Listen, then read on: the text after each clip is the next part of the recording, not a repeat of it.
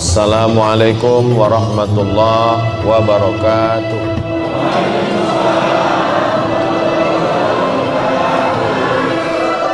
Kalau tuan pergi ke Batam, jangan lupa beli rendang.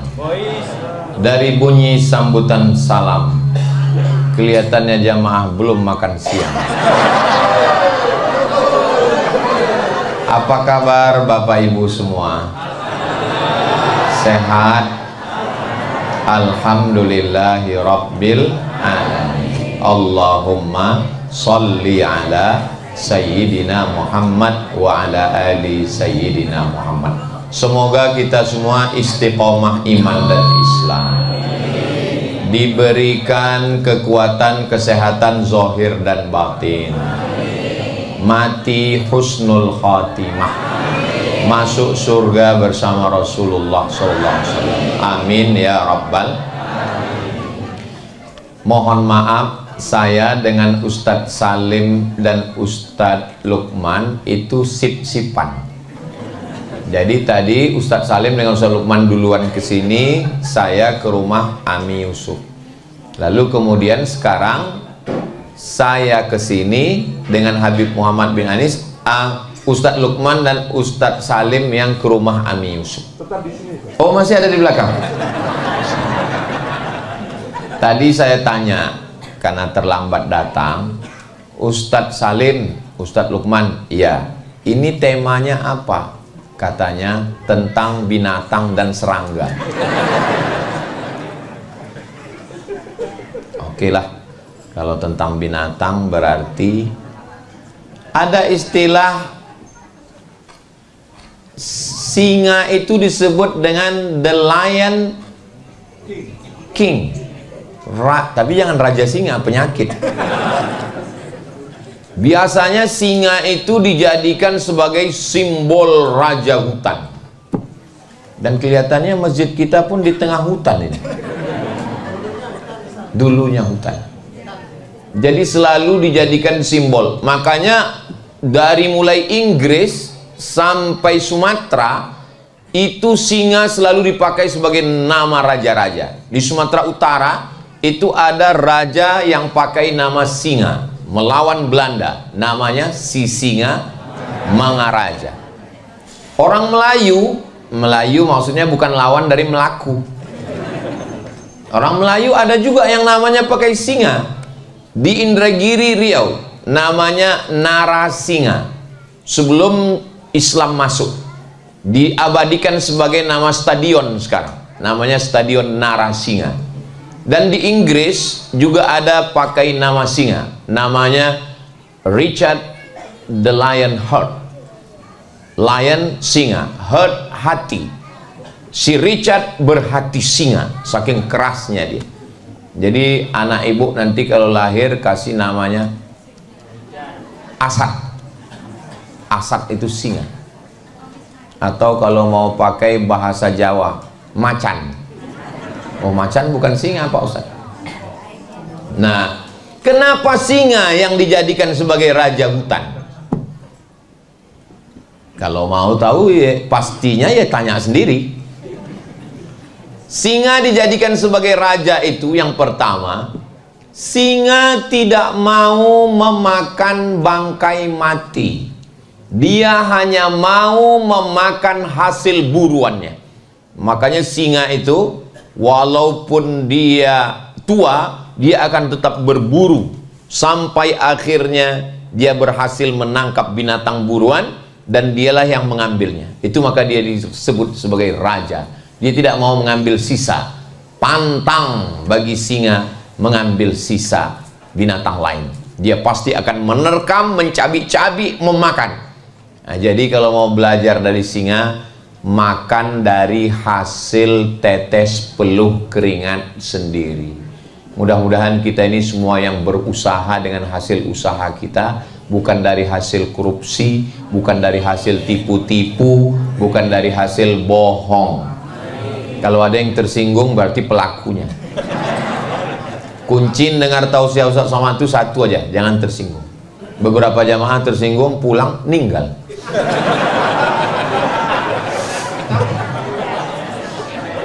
Yang kedua, kenapa singa itu dijadikan sebagai simbol? Singa setelah dia berusaha mengejar, mengintai, menangkap, berhasil menerkam, mencabik-cabik, dan dia tidak makan habis. Setelah dia makan yang lembut-lembut, perutnya, jantungnya, hatinya, limpanya, dagingnya sedikit, habis itu dia pergi menyisakan. Ada sisa untuk hiena, ada sisa untuk serigala, ada sisa untuk anjing hutan. Dia tidak mau makan habis. Sekarang apa yang terjadi dengan kita? Ikan bakar tulang lunak, kucing meneteskan air mata. Jatah kami mana, bro? Tidak boleh istinja, mohon maaf, cebok dengan air, istinja, istijmar, dicuci, digosok dulu dengan batu. Tidak boleh dengan tulang. Kalau ketemu dengan tulang kambing, tulang onta, tulang kerbau nggak boleh. Kenapa? Innahu ta'amu ikhwanikum. Karena tulang-tulang itu adalah makanan saudara kamu dari kalangan jin muslim. Makanya habis makan sup tulang, jangan dibiarkan tulangnya di dapur. Nanti mereka datang makan. Maka cepat buang ke tong sampah. Sekarang tulangnya pun nggak bersisa lagi. Habis semuanya. Makanya muncul istilah pepatah Arab, jud tasud. Dermawanlah kamu, maka kamu akan jadi pemimpin.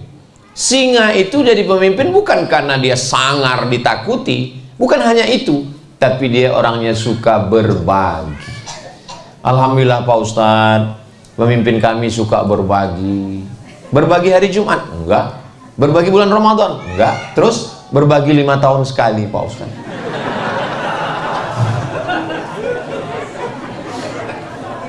Jadi jangan habiskan makanan. Ada salah seorang orang kaya, dia nggak suka disebut namanya, menjaga kode etik jurnalistik. Dia nggak bisa makan sendiri. Kalau makan mesti ngajak teman, ngajak kawan. Tapi ada juga beberapa teman kita, dia kalau makan mesti dengan teman. Supaya apa? Supaya teman itu yang bayar. Bapak punya teman jenis begini? Datang orangnya. Ada orangnya. Mudah-mudahan panjang umur.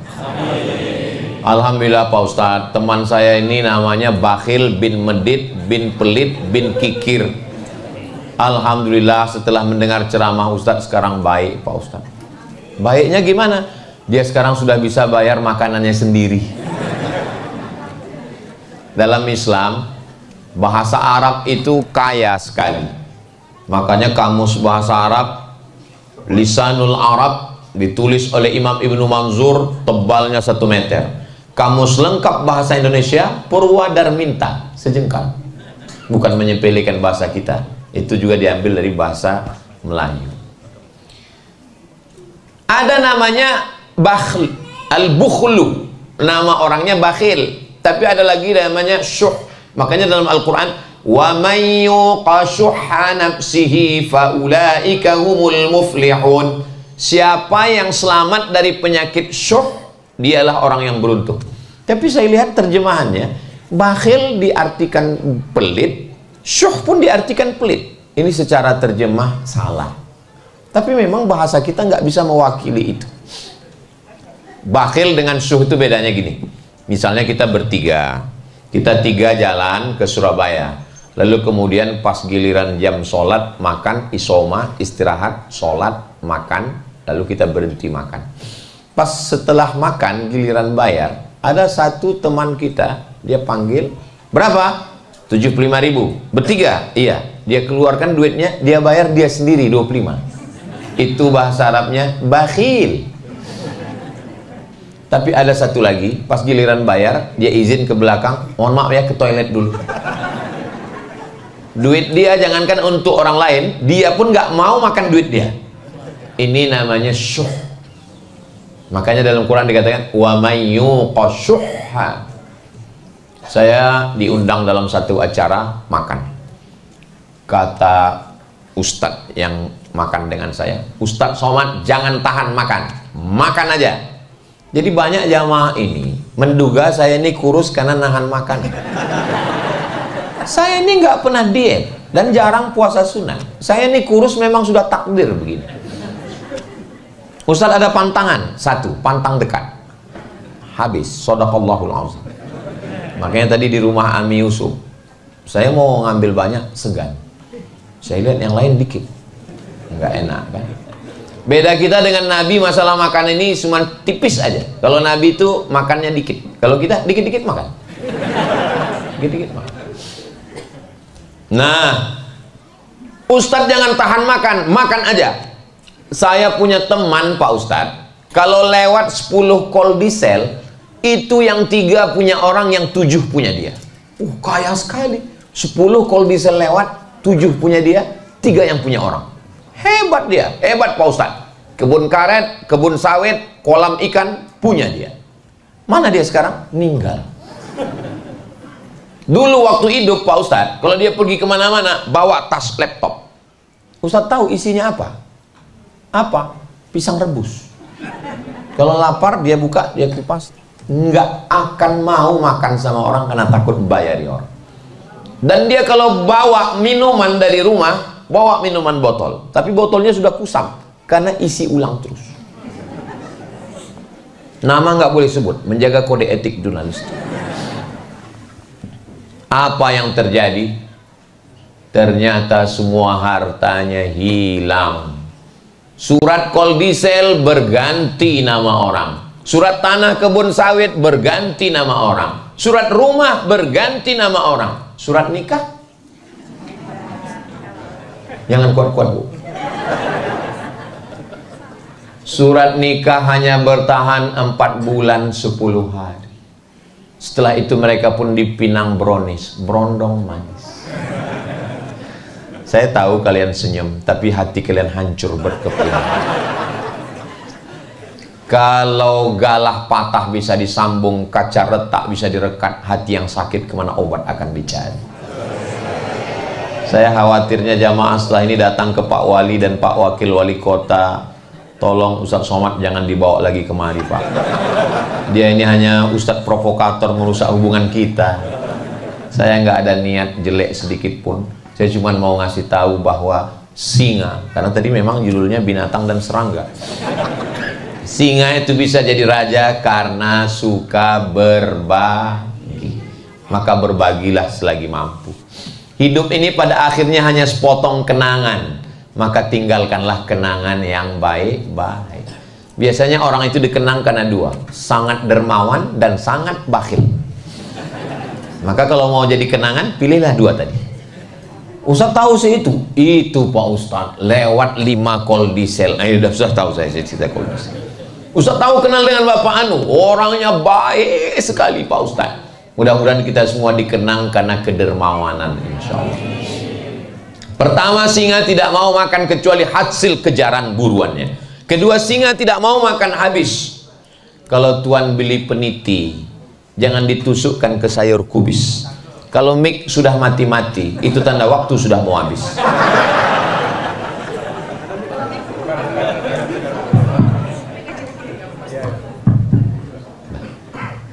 Saya sudah banyak tausiah kemana-mana, tapi baru inilah masjid yang menyediakan 3 mikrofon.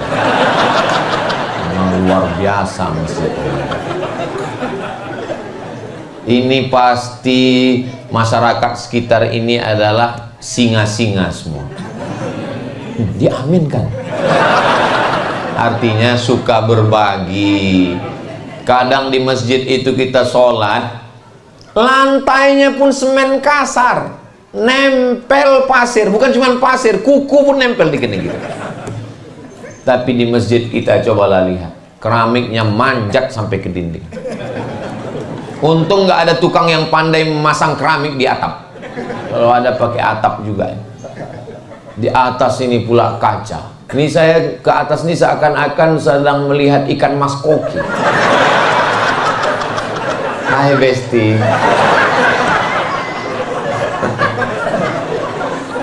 Masya Allah, tabarakallah. Masjidnya adem, ayam, AC-nya. Saya nyaman di masjid itu kalau nggak ada kipas. Soalnya kipas itu kan suaranya, apalagi yang pakai air itu. Selesai tausiah baju kita basah. Jamaah sekalian. Tapi di masjid ini kita tenang dan nggak ada kotak lewat. Kenapa? Karena semua pakai keris. Jadi jamaah setiap masuk. Tapi perlu saya kasih tahu ya Bapak Ibu, tidak semua jamaah yang keris itu dia nyumbang. Ada juga yang cuma foto. Dan ada satu rahasia lagi, kalau kotak seminim-minimnya uang kertas 1000, tapi kalau keris bisa ngasih 1 rupiah. Ustadz kok tahu? Saya pernah nyoba. Diajari sama orang BI, Bank Indonesia. Ustadz Somad pakai keris ini bisa nyumbang. Keris, Q-nya itu kris, quick. Q-nya itu artinya quick, artinya cepat. RIS, R-nya itu response code.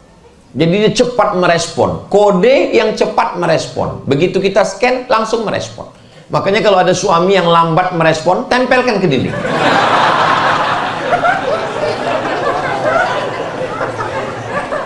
Quick respon code. Yang kita banggakan kris, I-nya itu adalah Indonesia, S-nya standar. Kris, quick respon code Indonesian standard. Nah, jadi mana tahu jamaah nanti pulang ditanya sama anaknya, mama, kris itu apa artinya? Ya kalau zaman dulu nenek moyang kita pakai keris, sekarang pakai kris. Itu informasi yang menyesatkan. Masa artinya itu? Arti kris itu apa Pak? Jangan banyak nanya, karena yang banyak nanya itu Yahudi Israel. Kalau nggak percaya, tanya sama Ustadz Hussein Gaza. Pak Wali Kota, Wakil Wali Kota, Ketua DPRD, beserta anggota, Bapak Kapolresta, Bapak Dandim dan Ramil, para alim ulama, para asatiz, Aswaja Center, semua yang berhadir ini dimuliakan Allah Subhanahu wa Ta'ala. Udah selesai rajanya, singa. Sekarang satu lagi, karena tadi kata Ustadz Salim 2, binatang dan serangga. Serangga yang mau kita bahas ini adalah masalul mu'minin kamatsalin nahli. Orang beriman itu seperti lebah.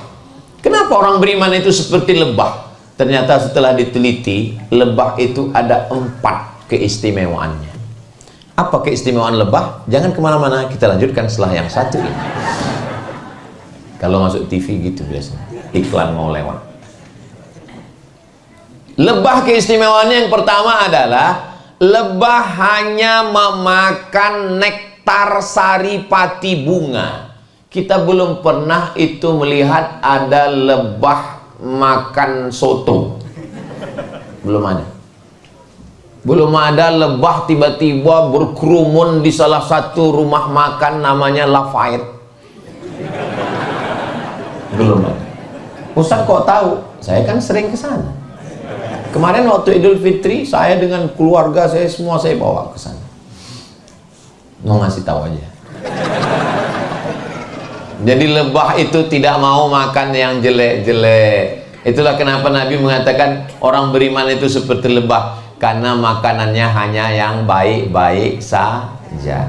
Suatu ketika saya musafir jalan, kami pun mampir ke rumah makan. Saya ambil ayam, saya ambil daging kambing, saya ambil ikan, saya ambil semua. Ada bapak yang satu ini, dia cuma ngambil sambal aja. Terus saya bilang, Bapak kenapa nggak makan daging ayam? Kenapa nggak makan sapi? Kenapa nggak makan daging? Dia jawabnya pendek. Mohon maaf ya Pak Ustadz, saya nggak tahu siapa yang motong. Saya sudah habis. Itu kalimat dia itu nendang banget loh, menusuk ke jantung saya. Maksudnya kalaupun dia jaga makanan, janganlah dia ngomong gitu di depan saya. Jaga juga lah perasaan saya kan. Saya ini kan ustaz. Masa dia ngomong begitu? Mudah-mudahan dia nonton video ini. Bilang aja saya ini Pak Ustadz lagi gimana, pakai bahasa yang halus lah. Masa dia bilang saya nggak tahu siapa yang motong. Ternyata memang rumah sembelih kita, Pak Wali, tolonglah buatkan bekerja sama dengan Muhammadiyah, Nahdlatul Ulama, Majelis Ulama Indonesia, pengawasan rumah potong. Setelah diawasi, rupanya binatang ini nggak mati dipotong, mati kaget. Satu narik kakinya, satu narik tanduknya, satu narik, akhirnya mati. Padahal yang motong itu mesti putus urat nafas dan urat makan. Banyak yang motong nggak punya ilmu, begitu dipotong darah lepas keluar, habis itu ikatan sapi dilepaskan. Begitu selesai sapinya berdiri. Malah dipanggil Ustadz Ruqyah. Allahu la ilaha illa huwal hayyul qayyum. Inilah masyarakat kita ini. Salah-salah dikit jin, salah-salah sedikit jin. Kata jin, aku nggak pernah ganggu sapi gitu.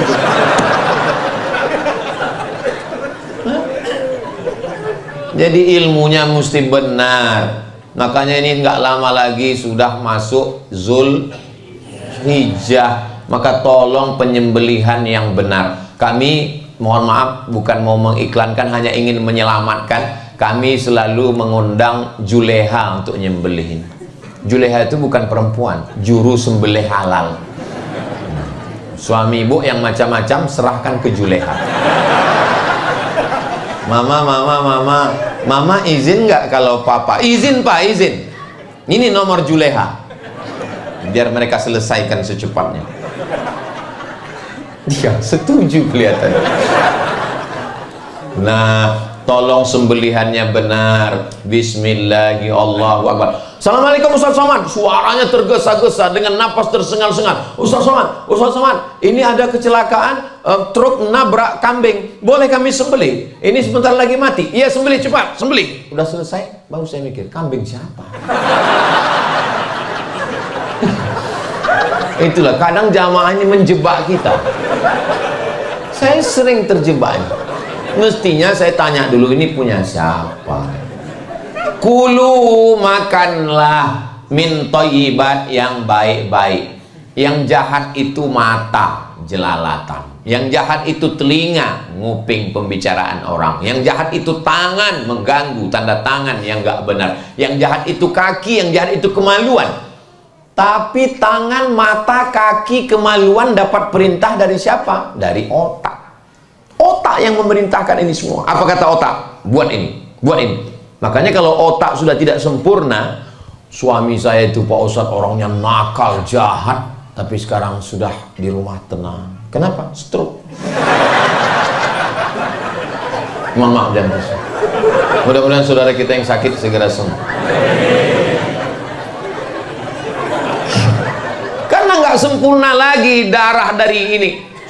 Nah, darah dari otak ini dapatnya dari mana? Darah dari otak itu dapatnya dari jantung yang berdegup dan berdetak 2 jari di bawah.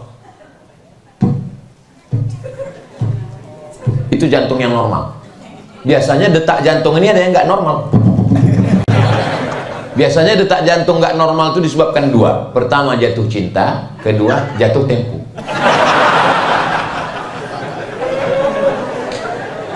Jantung itu menyemburkan darah dari jantung naik ke otak, dari otak ke mata. Jantung itu dapat darahnya dari mana? Jantung dapat darah dari makanan.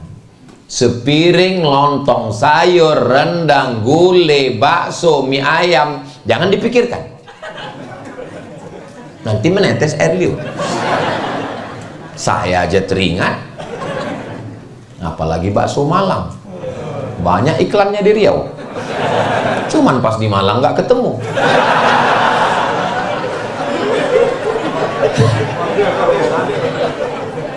Dari setetes darah masuk ke jantung, dari jantung naik ke otak, dari otak ke mata. Maka kejahatan itu berawal dari makanan.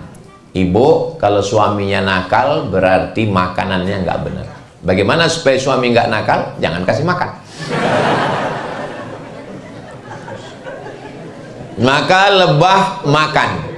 Yang kedua, ini makin siang kok makin lucu. Yang kedua, Lebah hanya mengeluarkan yang baik-baik saja. Yang keluar dari lebah itu adalah madu. Sekarang orang makin minum madu, gulanya makin naik. Ternyata sarang lebah dimasak dengan gula merah, dicium baunya bau madu, ternyata gula. Wahai penjual madu oplosan, Ustadz nunjuk siapa? Yang nonton. Mudah-mudahan Allah selamatkan kita. Ustadz, madu yang asli ini gimana caranya? Bawa pulang ke rumah, kalau istri marah berarti asli.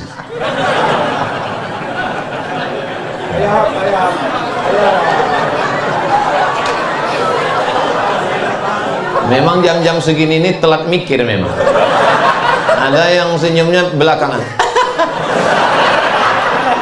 Nah, jadi orang beriman itu tidak pernah mengeluarkan yang tidak baik. Ngomongnya baik, tutur katanya baik. Kenapa orang tidak mau masuk Islam? Bukan karena Al-Qur'annya tidak baik, tapi perbuatan orang Islam tidak baik. Lampu hijau baru 1 detik, tik, pen, ten.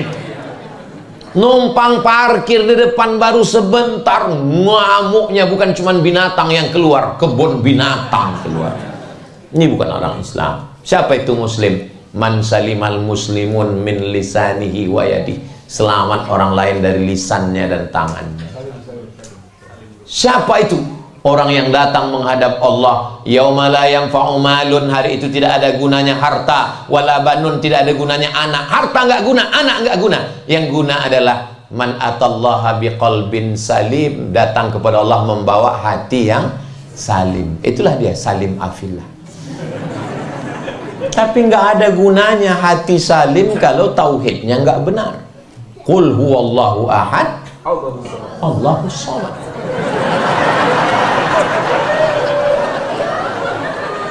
Hati bersih, tauhidnya lurus, itulah nasihat yang disampaikan oleh Luqman kepada anaknya.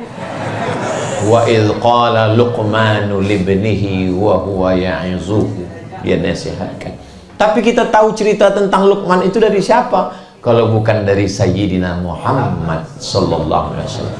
Supaya 4 ini namanya masuk. Habib Muhammad bin Anis, Ustadz Luqman, Ustadz Salim Afillah, Ustadz Abdul Somad. Tapi nama yang paling mulia adalah nama yang rendah, yang dihina, yang direndahkan, budak hamba sahaya, disandingkan dengan Allah, Abdullah. Itulah dia Ustadz Abdullah Hadron. Daripada saya di WA pulang dari sini,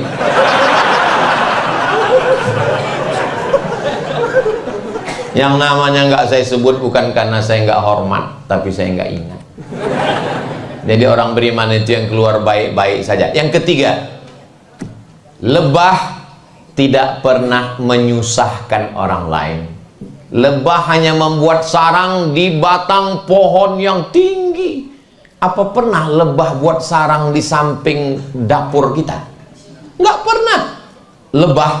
Tapi aneh, kemarin saya lihat lebah buat sarang di gedung perpustakaan daerah. Di gedung pustaka dia buat. Ternyata lebah tidak mengambil rumah kita. Kitalah yang sudah mengambil rumah lebah. Hutannya kita potong. Akhirnya harimau masuk ke kampung. Orang kampung ngamuk, harimau masuk kampung. Untung harimaunya nggak bisa ngomong. Kalau ngomong bisa ngomong harimaunya. Kalianlah yang sudah masuk ke kampung kami. Kita yang sudah mengambil jalan mereka, kita yang sudah menebang pohon mereka. Man qata'a sidratan, siapa yang memotong sebatang pohon sidir, sawwallahu ra'sahu finnar, disungkurkan Allah kepalanya ke dalam api neraka. Lebah tidak pernah mengganggu. Lebah makannya yang baik. Lebah hanya mengeluarkan yang baik. Keempat, lebah tidak pernah merusak. Tapi kalau dia diganggu, kalau nggak percaya, pulang dari sini cari sarang lebah. Ambil ketapel, lempar pakai batu. Sekali dia diganggu, dia akan mengejar sampai ke dalam kali sungai.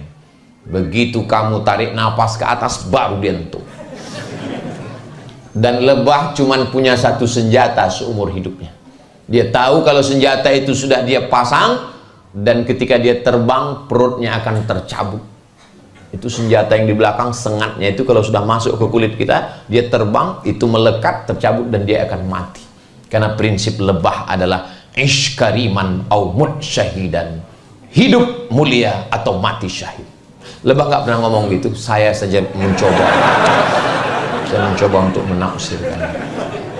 Bagi lebah lebih baik putih tulang daripada putih mata. Putih mata itu maksudnya ngelihat mahasiswi yang dulu kalian antar ke kampus sudah dipinang orang lain. Lebih baik putih tulang daripada putih mata. Apa maksudnya putih tulang? Ya banting tulang lah Pak Ustadz. Mudah-mudahan apa yang saya sampaikan ini menjadi pelajaran buat saya sendiri, buat kita semua, sehingga kita bisa menjalin persaudaraan, saling berbagi, menjaga. Dan lebah itu ada tugasnya masing-masing. Ada ratu lebah, ada pasukan pencari makan, dan dia tidak pernah lupa jalan pulang. Lebah begitu dia terbang, dan dia tahu lagi jalan pulang.